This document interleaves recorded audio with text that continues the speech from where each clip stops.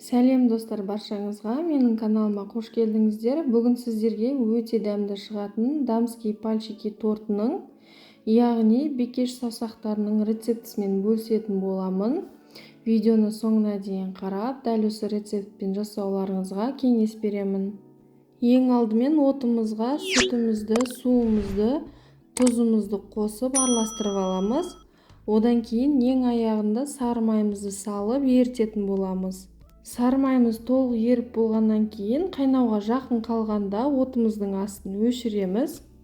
Толық еріп болған соң ұнды салып, лопатканың көмегімен арасы іртік болып қалмас үшін тездетіп, жақсылап араластырып аламыз.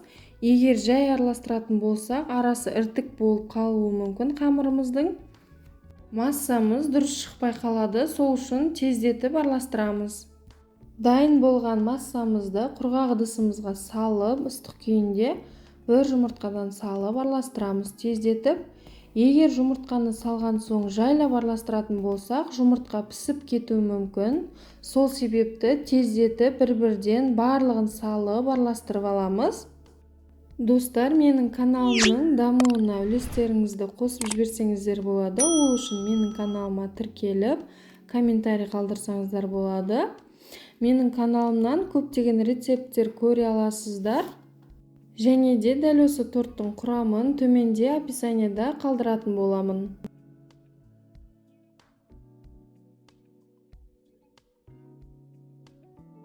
Мінекей қамырымыз біркелкі болып шықты видеодағыдай.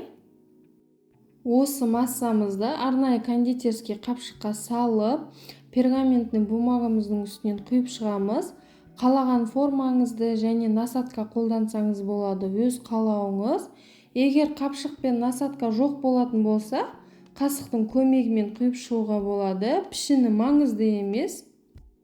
Пешімізді алдын ала қыздырып алып, массамыздың барлығын құйып алып, 200 градуста 20-25 минутқа қызарғанша пісіріп аламыз. Барлығын осылай пісіріп алып, суытқанға қойып қоямыз. Өте жұмсақ, үлпілдек болып шығады. Одан кейін крем жасайтын боламыз. 20% қаймағымызды алып, үстінен қант ұнтағын салып араластырып аламыз. Біркелкі болғанға дейін араластырып аламыз. Бұл кремді араластырып болған соң мұздатқышта 20-25 минутқа салып аламыз. Ал енді тортымызды жинайтын боламыз. Печеньелерімізді міндетті түрде жақсылап суытып аламыз. Әрбір коржымызды алып, қаймақты кремімізге батырып, осылай шетінен қойып шығатын боламыз. Барлығын бір-бірлеп батырып қойып шығатын боламыз. Бұл крем ең оңай кремдердің бірі. Бұл кремнің орнына кез келген сливки қосылған крем қолдансаңыздар болады. Барлығын дайындап болған соң, осылай өздеріңіз қалағандай үстінен жақсылап әсемдесеңіздер болады. Мен осылай шоколад құйып және киви қойып шықтым.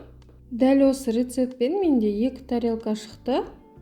Мінекей осымен дамский пальчики тортымыз дайын болды. Өте жеңіл, оңай торттардың бірі.